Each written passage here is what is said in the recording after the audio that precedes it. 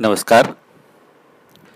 कक्षा 12वीं, विषय मनोविज्ञान, चैप्टर नंबर 2, सीखने की क्रिया।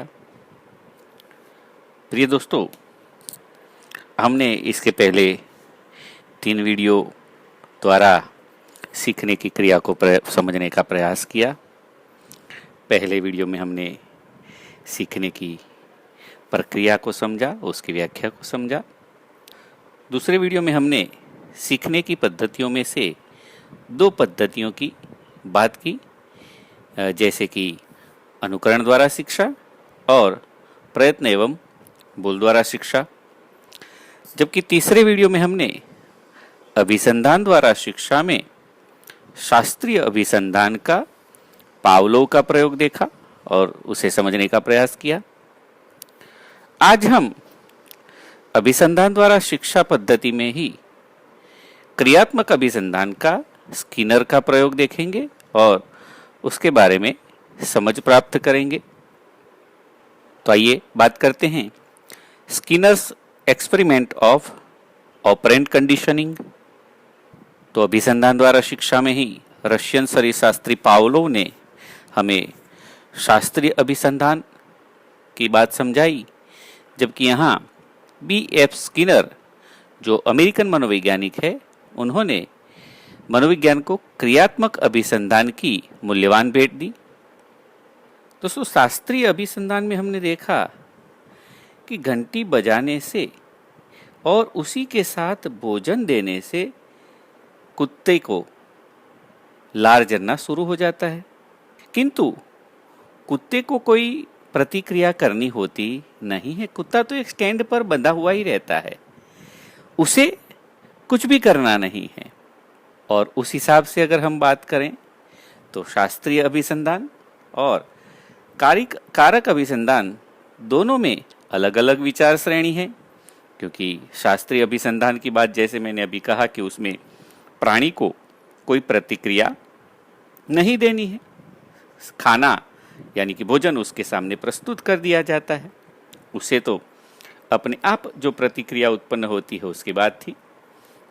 यानी कि शास्त्रीय अभिसंधान में प्राणी को कोई प्रतिक्रिया न करने पर भी प्रबलन मिलता रहता है, जबकि कारक अभिसंधान में प्राणी स्वयं कोई निश्चित प्रतिक्रिया न करे तो वह प्रबलन का अधिकारी बनता नहीं है, उसे कोई प्रतिक्रिया करनी ही पड़ती है। वह अगर कोई क्रिया करता है तो ही उसे प्रबलन मिलता है। तो ये जो प्रबलन है, ये बड़ा महत्वपूर्ण शब्द है दोस्तों, हमारे जीवन में भी वो बहुत महत्व रखता है। क्यों? क्योंकि जैसे स्किनर ने कहा है कि प्राणी या मनुष्य को प्रबलन देने से उसके व्यवहार में इच्छित परिवर्तन किया जा सकता है।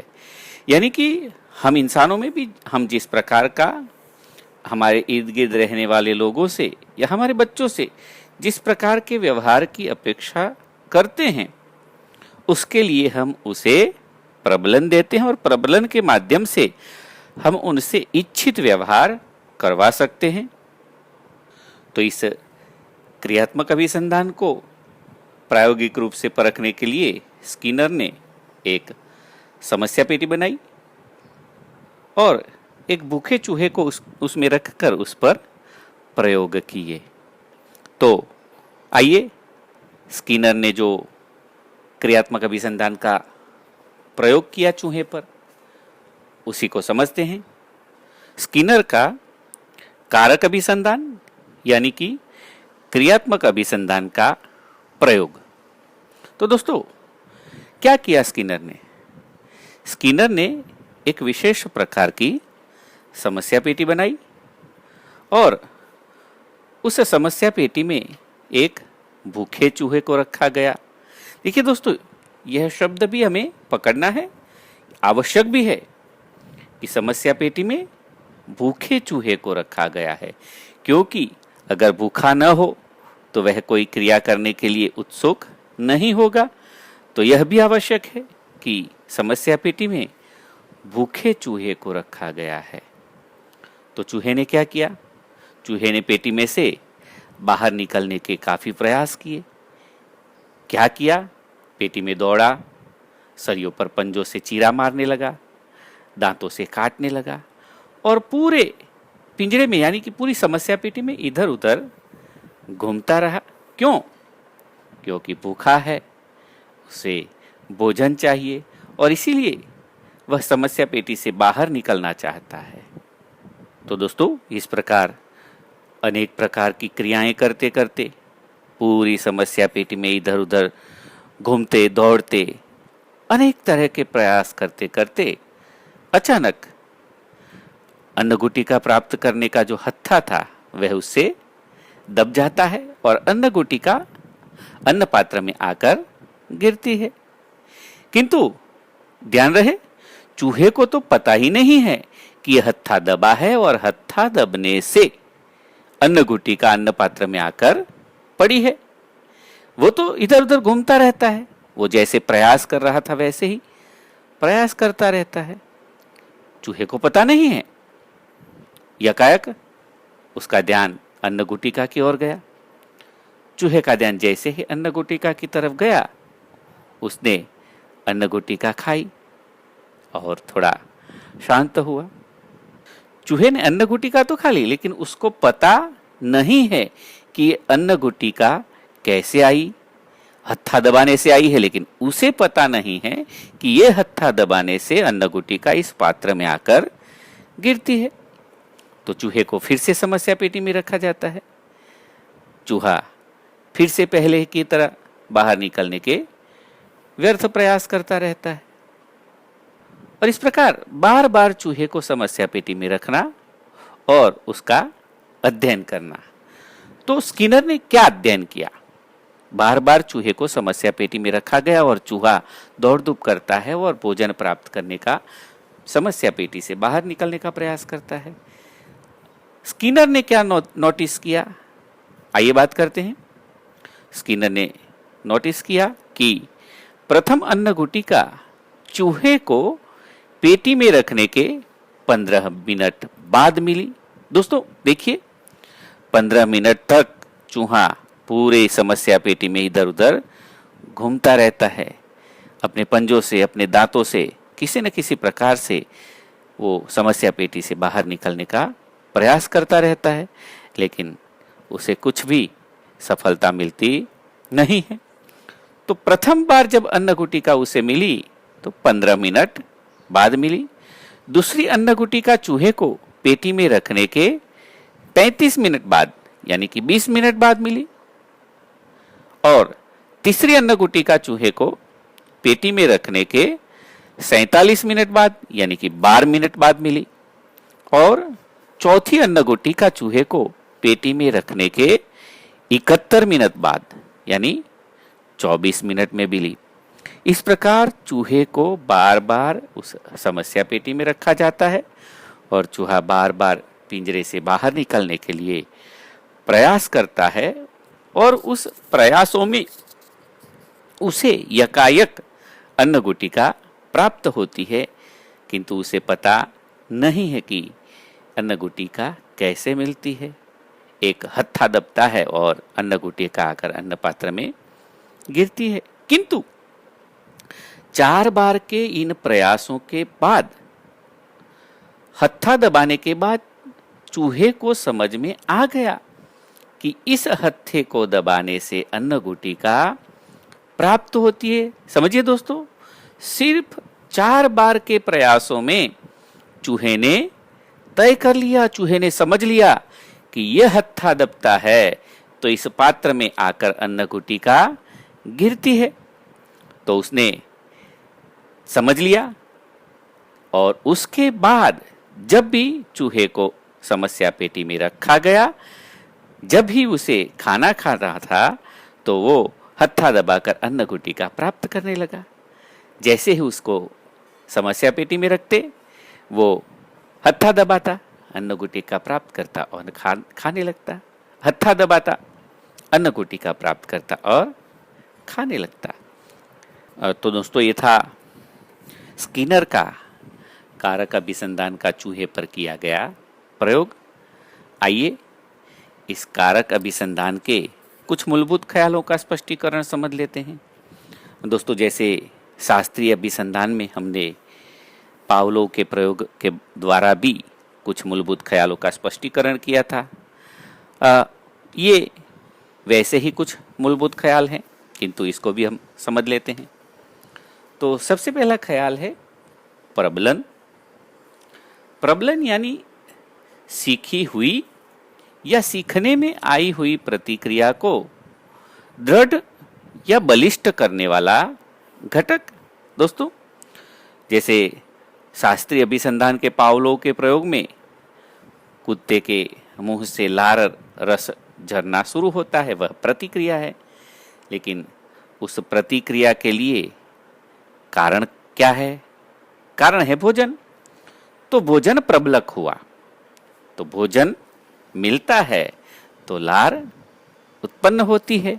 इसी प्रकार इस क्रियात्मक अभिसंधान में, इस स्किनर के प्रयोग में, हत्था दबाने के बाद अन्न गुटिका प्राप्त होती है।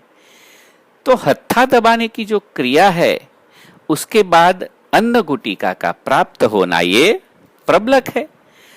तो प्रबलक यानी अन्न गुटिका प्राप्त होना, तो अन्न गुटिका प्राप्त होगी तो चूहे की उस हत्था दबाने की जो क्रिया है वह प्रबल होगी। जैसे हम छोटे बच्चों को भी प्रबलन देते हैं। कैसे? अगर तू आज होमवर्क कर लेगा तो तुझे थोड़ी देर के लिए खेलने के लिए मोबाइल देंगे, या तुझे टीवी देखने देंगे, या तुझे खेलने के लिए बाहर जाने देंगे। ये सारे प्रबलन हुए।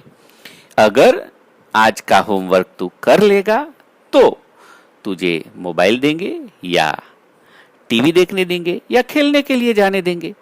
तो ये तीनों क्रियाएं हैं, वो बच्चे का होमवर्क करने की जो क्रिया है उसको प्रबल बनाएंगे। बच्चा जल्दी जल्दी होमवर्क पूरा करेगा ताकि या तो उसे मोबाइल खेलने के लिए मिले, या टीवी देखने को मिले, या बाहर वह खेलने के लिए जा सकता है। तो ये प्रबलन हुआ। किंतु दोस्तों, प्रबलन के भी दो प्रकार होते हैं। पहला है विधायक प्रबलन। आइए उसी की बात करते हैं। तो जो प्रबलन सीखी हुई प्रतिक्रिया को लगातार करने के लिए प्रेरित करे उसे विधायक प्रबलन कहते हैं।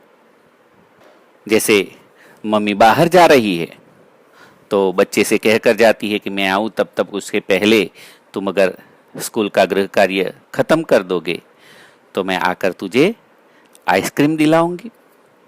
तो दोस्तों, माँ घर पे नहीं है, बच्चा कुछ भी कर सकता है, और इसीलिए उसे प्रबलन दिया गया कि भाई तुझे आइसक्रीम मिलेगी। लेकिन कब मिलेगी? अगर तू स्कूल का होमवर्क पूरा कर देगा तो बच्चे का माँ की गैरहाजिरी में गृह कार्य कर लेना, होमवर्क पूरा कर लेना, इसके लिए प्रबलन है आइसक्रीम का मिलना। तो यह हुआ विधायक प्रबलन। दूसरा है निषेधक प्रबलन। दोस्तों, विधायक प्रबलन अगर पुरस्कार है तो निषेधक प्रबलन मतलब दंड है। तो विधायक प्रबलन में उसे आइसक्रीम मिलती है, लेकिन निषेधक प्रबलन में ऐसा कुछ मिलता नहीं है। तो क्या होता है?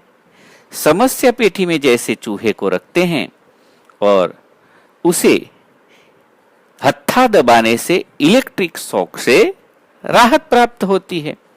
तो क्या होगा? तो चूहा हत्था दबाएगा, क्योंकि अगर वह हत्था नहीं दबाएगा तो उसे इलेक्ट्रिक शॉर्ट लग सकता है। तो इलेक्ट्रिक शॉर्ट की इस कष्टदायक परिस्थिति से मुक्त होने के लिए चूहा हत्था दबाता रहेगा। तो यह जो प्रबलन है वह निषेधक प्रबलन है। वहां आइसक्रीम मिलती है, उसकी खुशी है, ये विधायक प्रबलन। लेकिन यहां इलेक्ट्रिक शॉर्ट न मिले, उससे मुक्ति मिले, उससे राहत मिले, इसलिए चूहा हत्था दबाता रहेगा। ये हुआ निषेधक प्रबलन। मूलभूत ख्यालों में दूसरा है विलोपन। दोस्तों, ये प्रबलन विलोपन ये बातें हमने पावलोव के प्रयोग में भी करी हुई ही है और ये वैसी ही बातें हैं। दूसरा है विलोपन। विलोपन यानी कि सीखी हुई प्रतिक्रिया का लुप्त होना। पहले जो प्रतिक्रिया हम सीखे हैं उसका लुप्त होना, जैसे पावलोव के प्रयोग में देखा था कि घंटी बजाने से भी लार जरने लगती है, किंतु बहुत बार बार घंटी बजे लेकिन भोजन न मिले, घंटी बजे लेकिन भोजन न मिले, तो लार जरने की जो प्रतिक्रिया है वह लुप्त हो जाती थी, उसे विलोपन कहते हैं। उसी प्रकार प्रबलन देना अगर बंद कर दिया जाए तो उसके आधार पर मिलने वाली या उसके लिए होने वाली प्रतिक्रिया बंद हो जाती है। जैसे चूहे को हत्था दबाता है तो अन्न गुटिका मिलती है, हत्था दबाता है तो अन्न गुटिका मिलती है, किंतु बार बार वो हत्था दबाए किंतु अन्न गुटिका न मिले तो हत्था दबाने की जो उसकी प्रतिक्रिया है वह बंद हो जाएगी। समझे दोस्तों कि बार बार हत्था दबाने के बावजूद अगर अन्न गुटिका प्राप्त नहीं होती तो हत्था दबाने की जो प्रतिक्रिया है वह बंद हो जाती है, इसी को विलोपन कहते हैं। तीसरा है उद्दीपक सामान्यीकरण। दोस्तों शास्त्रीय अभिसंधान में हमने देखा कि घंटी एवं बजर का सामान्यीकरण होता है। घंटी बजती है तो भी भोजन मिलेगा, बजर बजता है भोजन तब भी भोजन मिलेगा। मान लो छोटा बच्चा खेल रहा है, आपने उसका खिलौना ले लिया और उसे छुपा दिया, लेकिन बच्चे ने थोड़े ही टाइम में उस खिलौने को ढूंढ लिया। अब दूसरी बार आप उस बच्चे से वह खिलौना ले लेते हैं और दूसरी बार भी उस खिलौने को छुपा देते हैं, तो दूसरी जगह पर आपने उस खिलौने को छुपाया होगा, तब भी वह बच्चा दूसरी जगह से भी इस खिलौने को ढूंढ निकालता है। यानी कि खिलौने को छुपाने की जो जगह है उसका वह सामान्यीकरण कर लेता है कि पहली बार अगर यहाँ खिलौना छुपाया था और यहाँ नहीं है तो दूसरी बार वह खिलौना कहाँ छुपाया होगा, तो उसका वह सामान्यीकरण कर लेता है। इसे उद्दीपक सामान्यीकरण कहते हैं। और चौथा है उद्दीपक भेद बोधन। उद्दीपक भेद बोधन मतलब कि उद्दीपक में भेद कर पाना। मान लीजिए कि चूहे को समस्या पेटी में रखा गया है और यदि प्रकाश में वह हत्था दबाता है तो अन्न गुटिका मिलती है, किंतु प्रकाश न होने पर यानी कि अंधेरा होने पर वह हत्था दबाता है तो अन्न गुटिका उसको नहीं मिलती है। तो बार बार ऐसा होगा दोस्तों कि प्रकाश हो और हत्था दबाने से अन्न गुटिका मिले, और बार बार ऐसा हो कि प्रकाश न हो और हत्था दबाए तो अन्न गुटिका न मिले, तो चूहा इसका भी भेद जान लेता है कि प्रकाश में ही अन्न गुटिका मिलती है, प्रकाश न होने पर अन्न गुटिका नहीं मिलती है। तो दोस्तों ये हुआ अभिसंधान द्वारा शिक्षा का दूसरा क्रियात्मक अभिसंधान का स्किनर का प्रयोग। आइए दोस्तों अब स्किनर के ही प्रयोग को हम देखकर इसको सरलता से समझने का प्रयास करते हैं कि स्किनर ने कैसे चूहे पर प्रयोग किया।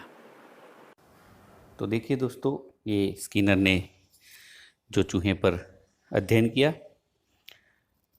उसका हम निदर्शन देख रहे हैं। देखिए 2 डिब्बे हैं और दोनों डिब्बे में 2 चूहे हैं, किंतु ध्यान दीजिए एक डिब्बे में खाने की कोई भी चीज़ नहीं है और दूसरे डिब्बे में जो खाने की चीज़ें हैं भरपूर है। यानी कि एक चूहे को भूखा रखा गया है ताकि अध्ययन हो सके। तो इस प्रकार भूखे चूहे पर ये अध्ययन होने वाला है। देखिए ये समस्या पेटी है और उसमें यहाँ ये जो भूखा नहीं है उस चूहे को रखा जाएगा, और ये हत्था है, ये दबेगा तो देखो ये अन्न गुटिका आई और अन्न पात्र में गिरी, ये अन्न गुटिका अन्न पात्र में गिरती है हत्था दबते ही। उसी प्रकार दोनों समस्या पेटियों में इस प्रकार की व्यवस्था कर दी गई है कि जब वह हत्था दबेगा तो अन्न गुटिका चूहे को मिलेगी। अब ये दोनों डिब्बों में से दोनों चूहों को उस समस्या पेटी में रखा गया है अलग अलग। देखिए समस्या पेटी में रखते ही ये दोनों चूहे पहले तो बाहर निकलने के प्रयास करते हैं, किंतु आप ध्यान दीजिए जो भूखा चूहा है उसके जो प्रयास है, उसके प्रयत्न है, उसमें तीव्रता है, तेजी है, उत्सुकता है। और जो चूहा भूखा नहीं है, जिसके डिब्बे में भरपूर खाना था, वो आलसी दिख रहा है, उसे कोई जल्दी नहीं है, वो शांति से अपना काम कर रहा है, आराम प्रिय है। जबकि भूखा चूहा बहुत तेजी से इस समस्या पेटी से बाहर निकलने के प्रयास कर रहा है, इधर उधर घूम रहा है, देखो अपने दोनों पांव ऊपर उठाकर प्रयास कर रहा है, देख रहा है कि देखो दांतों से उस पेटी को तोड़ने का प्रयास कर रहा है। तो उसे बाहर निकलना है, उसे भोजन चाहिए, तो वो पूरे पिंजरे में यानी कि समस्या पेटी में इधर उधर घूम रहा है। देखिए चारों ओर घूम रहा है, ऊपर उठ रहा है, दोनों अपने पांव उठा के पूरे पिंजरे में घूम रहा है। तो उसके प्रयास जारी है, लगातार वह प्रयास कर रहा है कि कैसे करके इस समस्या पेटी से बाहर निकला जाए। तो देखिए ये उसके प्रयास, और दूसरा चूहे को देखिए, दूसरा चूहा शांति से आराम कर रहा है, उसे कोई जल्दी नहीं है, उसका पेट भरा हुआ है। जबकि जो भूखा चूहा है वो लगातार तीव्रता से इस पिंजरे से बाहर निकलने के प्रयास कर रहे हैं। देखिए उससे ये हत्था भी दबेगा, लेकिन उसे पता नहीं होता है, तो वो प्रयास करता रहता है। पूरे पिंजरे में, पूरी समस्या पेटी में वो घूमता है, इधर उधर पांव मारता है, दांतों से प्रयास करता है। ये देखिए उससे हत्था दबा, लेकिन उसे पता नहीं है, शायद अन्न गुटिका अन्न पात्र में आकर गिरी भी हो, लेकिन चूहे को कहाँ पता है। हाँ देखिए ये इसने अन्न गुटिका प्राप्त कर ली, लेकिन उसे पता नहीं था कि उस हत्थे के दबने से अन्न गुटिका इस पात्र में आकर गिरी है, और इसीलिए वो फिर से प्रयास शुरू कर रहा है, क्योंकि उसे पता नहीं है कि अन्न गुटिका कैसे मिली। लेकिन इसे इतना तो लगा है कि इस साइड अन्न गुटिका मिली, इस और अन्न गुटिका मिली है, तो अब उसके प्रयास देखिए उसी ओर है, देखिए उसके इर्द गिर्द घूम रहा है, अब वो दूर नहीं जा रहा है, इतने में ही अपने प्रयास कर रहा है कि अन्न गुटिका कैसे मिली। उसके प्रयास जारी है, ये देखिए हत्था दब गया और ये उसे अन्न गुटिका मिल गई है। तो बार बार ये प्रयास कर रहा है, इसे थोड़ा थोड़ा समझ में आने लगा है कि यही खाना मिल रहा है और शायद यही हत्था है जिसे दबाने से अन्न गुटिका प्राप्त हो रही है। तो अब वह वहीं भोजन प्राप्त करने का प्रयास करता है। देखिए घूमकर वहीं आ गया और देखिए ऊपर उठ रहा है, ये उसी हत्थे पे, और अन्न गुटिका मिल गई। तो अब चूहे को शायद पता लग गया है कि इसी हत्थे को दबाने से या इसके अंदर मुंह डालने से अन्न गुटिका प्राप्त होती है। वैसे तो उसको दबने से ही अन्न गुटिका प्राप्त होती है, लेकिन वो बार बार अपना मुंह भी उसके भीतर डाल रहा है, उसे क्या पता सिर्फ दबाने से अन्न गुटिका मिलती है। और इसीलिए अब वह उसी हत्थे को दबाकर भोजन प्राप्त कर रहा है। तो ये शिक्षा उसे प्राप्त हो गई कि इस हत्थे को दबाएंगे तो भोजन मिलेगा। ये अभिसंधान है, लेकिन ये क्रियात्मक अभिसंधान है कि हत्था दबाने की क्रिया होगी तो ये देखिए हत्था दबाया और ये अन्न गुटिका प्राप्त की। तो हत्था दबाने की प्रतिक्रिया होगी तो ही भोजन मिलेगा। पावलोव के प्रयोग में कुत्ता कुछ नहीं करता है, उसे खड़े ही रहना है और उसे भोजन मिलता है। लेकिन यहां ये क्रियात्मक अभिसंधान है, चूहे को क्रिया करनी है हत्था दबाने की, और हत्था दबाने की क्रिया करेगा तभी उसे अन्न गुटिका प्राप्त होगी। ये देखिए बार बार मिल रही है। अब तो वह सीख गया है, देखिए हत्था दबाया और अन्न गुटिका प्राप्त की। हत्था दबाता है, अन्न गुटिका प्राप्त करके खाता है। हत्था दबाता है, अन्न गुटिका प्राप्त करके खाता है। तो चूहे ने इतने प्रयासों के बाद अब इतना तो समझ ही लिया है कि इस हत्थे को दबाने से अन्न गुटिका प्राप्त होती है, और इसीलिए जैसे ही उसको अन्न गुटिका खानी है हत्था दबा लेता है। देखिए हत्था दबाया और ये अन्न गुटिका उसे मिल गई। तो चूहे ने अन्न गुटिका है, चूहे के लिए वो प्रबलन है, और हत्था दबाना उसकी प्रतिक्रिया है। ये प्रबलन जब तक मिलता रहेगा वह हत्था दबाता रहेगा और भोजन प्राप्त करता रहेगा। ये हुआ स्किनर का कारक अभिसंधान का प्रयोग। आज इतना ही।